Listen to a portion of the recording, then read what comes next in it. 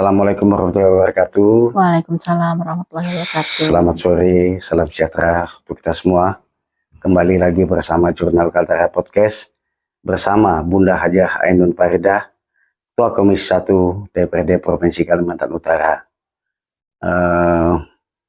Kita akan membahas secara khusus soal narkoba, yang mana di season pertama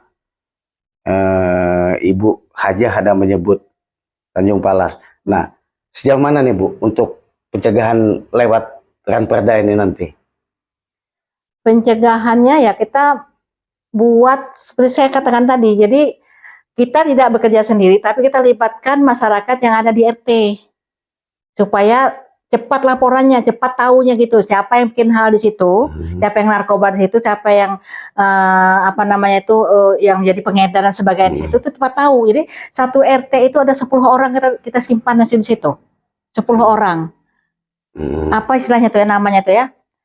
Kita letakkan di situ, kita berdayakan di situ, satu RT 10 orang. Jadi 10 orang ini memantau kegiatan dalam RT situ. Nah, sampai ke situnya kami pikir. Nah, jadi kita melibatkan masyarakat yang ujung tombak, kita libatkan semuanya. Nah, jadi 10 orang ini bekerja, memantau terus. Kalau misalnya ada memang yang dilihatnya yang yang terlibat narkoba, atau yang mau diajak narkoba, atau yang belum apa-apa diajak gitu. Nah, itu kan ada tuh sinyalemen begitu tuh kan ada. Nah, cepat itu dilaporkan gitu.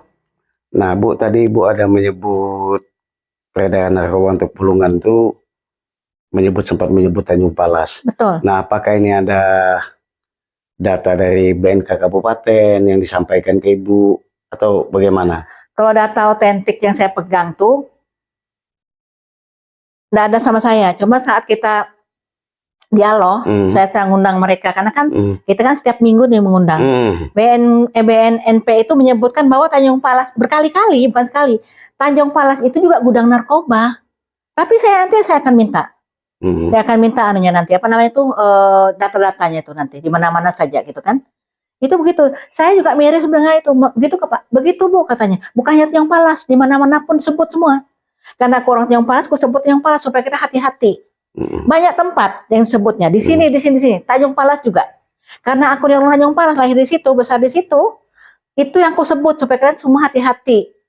Supaya menjaga anak-anak kita, cucu-cucu kita jangan sampai dibiarkan berteman sama orang-orang yang tidak jelas, gitu. Kalau tingkat usia yang terpapar narkoba nih, Bu? Semua tingkat usia dipakainya sama narkoba ini, semua. Nenek pun ada, kakek pun ada, gadis yang punya istri, punya suami, yang punya anak. Ada beberapa perempuan yang masuk penjara, aku pernah kunjungan ke situ, masih muda. Suaminya jualan narkoba, dia pun membungkus-bungkus, kena tangkap. Anak titip sama neneknya. Bayangkan yuk, perempuan muda masih muda-muda. Ini aku sendiri yang berkunjung ke sana, melihat mereka, menanya kenapa sampai begitu. Ya karena katanya terjebak kehidupan yang susah. Akhirnya suaminya jual narkoba. Saya bilang kenapa ibu tidak jualan aja online, sekarang laku Bu. Saya bilang gitu, bikin kue, bikin apa, jual. Saya bilang gitu. Kalau ibu tidak punya uang, saya kasih modal usaha. Saya kasih, bikin kelompok. Daripada ibu jual narkoba, tertangkap masuk penjara. Anak ibu yang ngurus siapa? Neneknya kan, saya bilang kasihan kan neneknya. Terus bagaimana cara ibu neneknya itu mengurus sekolahnya, kehidupan hari-harinya. Sementara suami istri masuk penjara. Saya bilang kalau nanti ibu keluar dari penjara, ibu jualan saja. Saya bilang gitu, saya kasih modal usaha sama ibu. Ibu jualan online. Pesan Ibu kepada warga kita, khususnya kaum ibu, untuk anak-anaknya supaya terhindar dari narkoba. Tidak ada cara lain, ibu atau ayah sama-sama ya, jangan ibu saja atau nenek yang di rumah itu. Kalau satu rumah tuh ada nenek, ada ayah, ada ipar dan sebagainya, sama-sama menjaga anaknya. Laki ke dia, perempuan ke dia, sama-sama menjaga.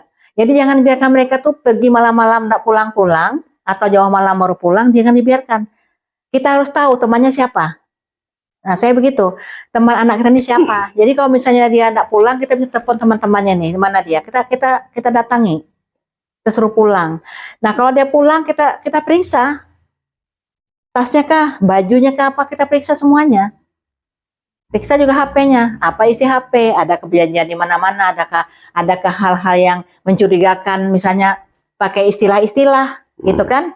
Orang narkoba kan pintar, macam-macam. Istilah macam-macam mereka tuh di situ kita tidak tahu, itu dicek semua.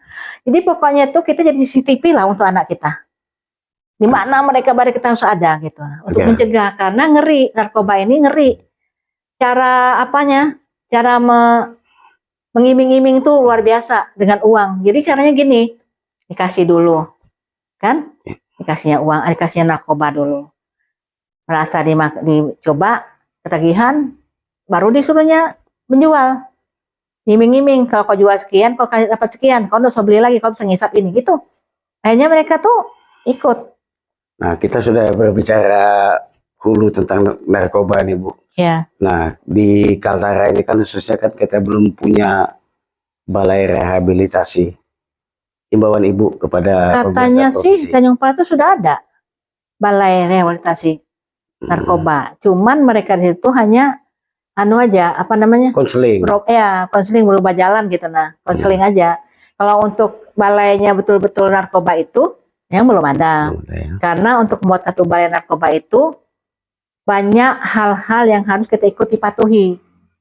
Saya sudah pernah ajukan itu. Nah, itu dindingnya itu harus dikasih kanvas. Dinding-dinding ini. Supaya mereka tidak pukul diri mereka hantuk-hantuk di dinding. Kalau mereka lagi sakau, tidak bunuh diri gitu, nah, hantuk. Jadi dinding itu harus dikasih kanvas supaya kalau dia hantuk kepalanya itu tidak luka, tidak berdarah. Nah, itu kan biayanya tidak sedikit. Terus lengkap. Dokternya, dokter jiwanya, kalau ada Islam ada ustadznya, kalau ada Kristen ada gembalanya atau apalah gitu. Harus stay di situ. Tapi kita tetap berharap balai rumah sakit harus ada. Ya, narkoba itu ya. Betul, harus ada. Kita harus upayakan juga. Kalau ini lahan sudah ada yang menghibahkan lahan dengan saya. Ya. Sudah ada, orangnya sudah ada.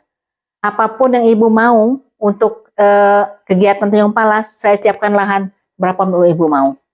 Asal betul-betul dibangun di sini, ada sudah orangnya. Menghibahkan lahan itu sudah ada. Tinggal bagaimana pemerintah menyambut ini, membuat memberikan kami ini anggaran atau siapalah pemerintah sendiri beri anggaran, bangun di situ bisa sebenarnya. Lahan sudah siap. Balai rehabilitasi narkoba. Iya, bisa sudah. Ini tidaklah jauh-jauh lagi orang-orang merehab kemana-mana, karena tidak mungkin lah ya. Walaupun jamin pemerintah, tapi ongkos ngantar sampai ke sana ada lagi uang ini uang itu segala macam kan. Nah, beli baju khusus gitu kan. Kalau orang yang kena narkoba atau orang susah, orang miskin bagaimana? Narkoba ini kan tidak paham. Kaya kau, miskin kau, ya kan? Kalau mau kena lah. Oke Bu, makasih bincang-bincangnya. Ya, makasih. Semoga apa yang kita cita-citakan bersama untuk meminimalisir peredaran narkoba, penggunaan narkoba di Kaltara bisa terwujud. Amin, amin, Allahumma amin.